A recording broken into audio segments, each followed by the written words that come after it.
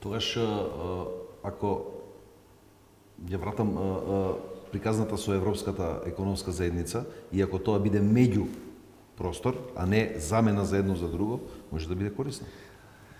Денеска, пред буквално да влезам на интервјуто со вас, прочитав еден авторски текст во еден влијателен германски вестник, кој цитира и некои влијателни германски парламентарци од ЦДУ, владеачката партија, кои велат дајте на Западниот Балкан, на целиот Западен Балкан, ако веќе од X причини, од различни причини ги кочиме на тој пат, и како пример го зема нашето последно блокирање кон Европа, дајте да им дадеме Европска економска зона.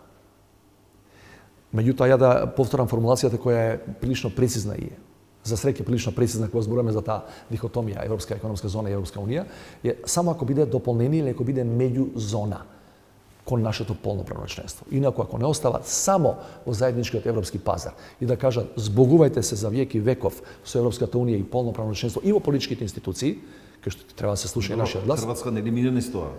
Хрватска мина низ тоа точно и оној момент кога стана 13-та членка на Европската унија, престана да членува во Европска економска зона, бидејќи го има сето тоа и во Европска унија. Меѓутоа Хрватска никогаш не престана да преговара со Европската унија. Тоа е разлика.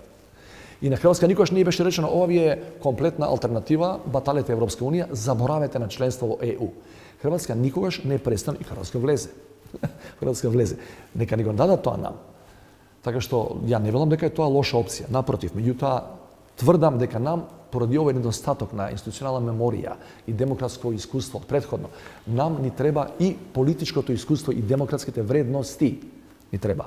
Пример, човековите права не се занемарување. Ние не можеме од сабајле до вечер да мислиме само за бркање профит и делење дивиденди на крајот на годината, че не може само економската страна на живеачката да не интересира. Што околу човековите слободи и права, што околу во Европска економска зона немате никаква дискусија, ниту дебати околу слобода на медиуми. Ја мислам дека нам ни тоа како потребна дебата и на целиот Балкан. Значи, не ми го кинете ова као перспектива, членство во Европска унија еден ден кој ќе заслужиме, кој ќе испреговараме. Денеска да влеземе во Европска економска зона, али не или, него и.